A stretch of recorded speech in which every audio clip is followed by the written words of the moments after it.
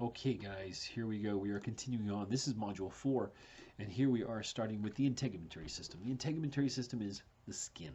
The skin is the largest organ of your body, and it's one of the most complex because it does a lot of work. It keeps everything on the outside, and keeps everything on the inside, That's what we mean by maintains the integrity, right? Integumentary system.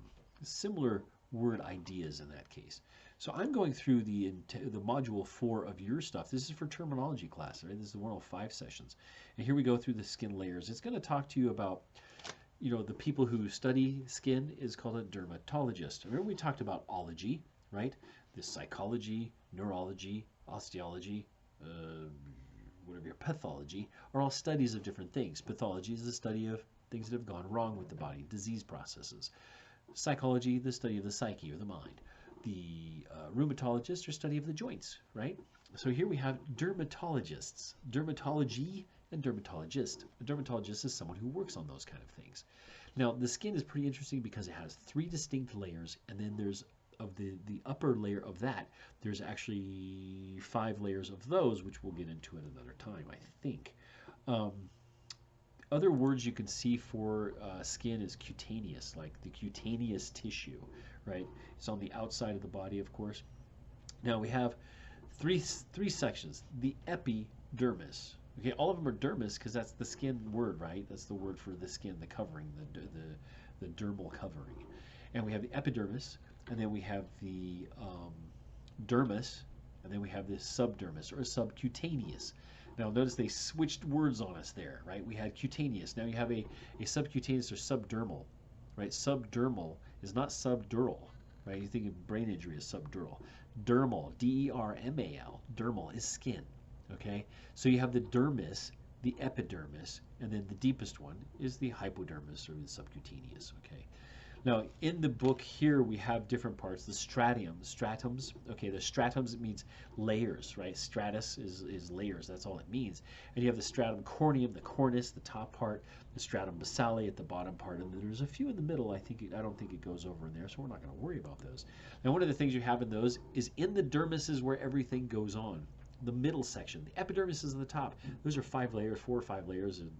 Stratum lucidium, stratum corneum, stratum spinosum, stratum basale, and stratum, I can't remember the other one right now off the top of my head, but anyway, we don't need to know that one because we're just studying those 3, right? So we got to do the highest level, the outermost layer is the epidermis. So you can always tease people who don't know these words and say, oh my gosh, your epidermis is showing.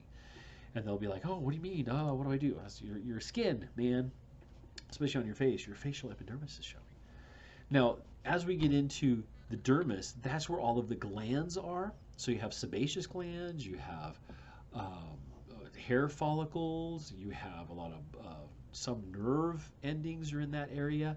And so that's why we can like scratch some of it off and still feel and those kind of things. We have a lot of stuff going on in the dermis. The dermis is where most of the things are. So if you're ever posed with a question is like, hey, where is such and such in the skin?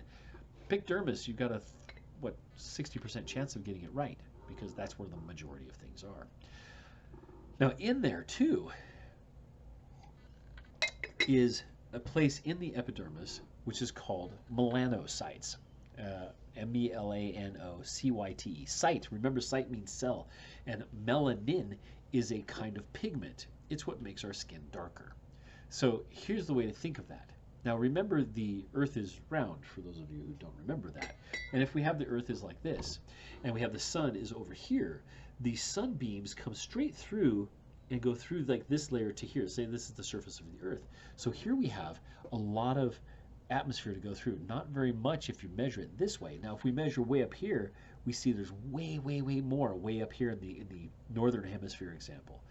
So these people here, their ancestry is from the equator areas, are going to have darker skin, and that's because of the melanin. They can make more melanin, it makes more pigment, they have darker skin. What that does is that blocks ultraviolet rays from the sun, which are damaging. They cause things like cancer and can cause you to burn. But the people down on the middle of the middle of the earth, like here, the center parts of the earth, I guess you would say, are more protected from those. Now, why is there less pigment as we go further up, as we get to Norway and we get to Ireland and we get to Finland and Siberia and those kind of things, the melanin in general has decreased over thousands and thousands of generations. The reason for that is because they're trying to absorb more of the available, not very much, because this guy has to go through all of this. It's filtered out and fades away by the time it gets to these guys. They need ultraviolet radiation because ultraviolet radiation also stimulates your body to make vitamin D. Vitamin D we've heard a lot about right now, especially D3. Vitamin D is one of the things that your body needs to maintain bone structure, maintain bone density, and also maintain your hormones and your immune system. Without them, you get sick.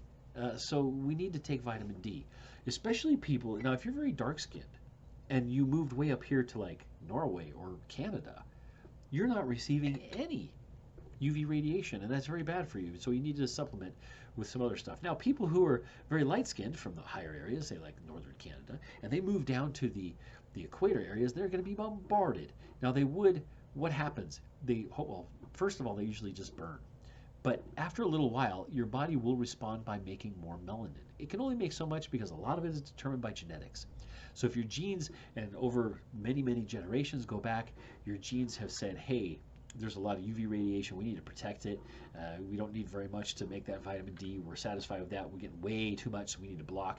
They're going to make more melanin. And that's why we have black people. There you go. It's actually a benefit because they're blocking themselves from the UV radiation, so when the atmosphere disappears, they're going to be the survivors. The rest of us are going to burn to death. We're just going to be like little crispy critters and have to cover up with aluminum foil or something like that. Maybe that's why people wear aluminum hats. Never thought of that, did you? Subcutaneous tissues, the next section down, you see like a hypodermis is what it's also called. So you have a hypodermic needle. They put it underneath the skin. That's what that means. It's not intravenous, right? It doesn't go into the vein, and it's not intramuscular. It doesn't go into the muscles. It's hypodermal, right? Down in that area, you can have fat cells. Fat cells are little yellow blobby looking things, and they're also called lipocytes, okay? So you have,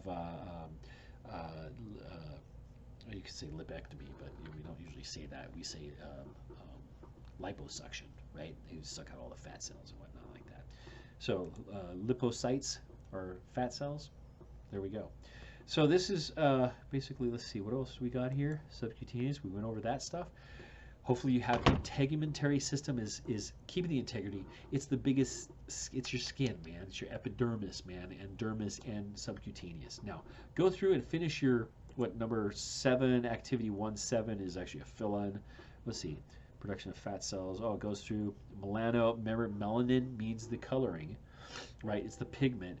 Lipid means fat. Lipid, you're going to see the word a lot, right? Lipid. Phospholipids is part of the cell membrane. Okay, cutaneous is like the skin. Now you also have things like the nails, okay, and those kind of things too. We don't really go over those right now. It's unco, I think, is the term for those. Anyway, here we are at 8 minutes for that whole section. We did it, guys. And go ahead and do your discussion boards. If you have any questions, contact me on either email or the thing. Don't forget to subscribe and hit that bell button so you get the updates on these that I do, because I want to make sure that you guys are ahead of the game. And this is a really fast class. It's only 6 weeks, and I think this is going to be part module 4. That's like the 4th week, I think, or something like that. Or no, maybe 3 weeks. I don't know what it is. We'll have to look it up. Oh, week 2. It's only week 2. Ha! So that's this week, or whatever week you're in. Anyway, this is Dr. Sean. Do your homework. We'll talk to you later. Bye.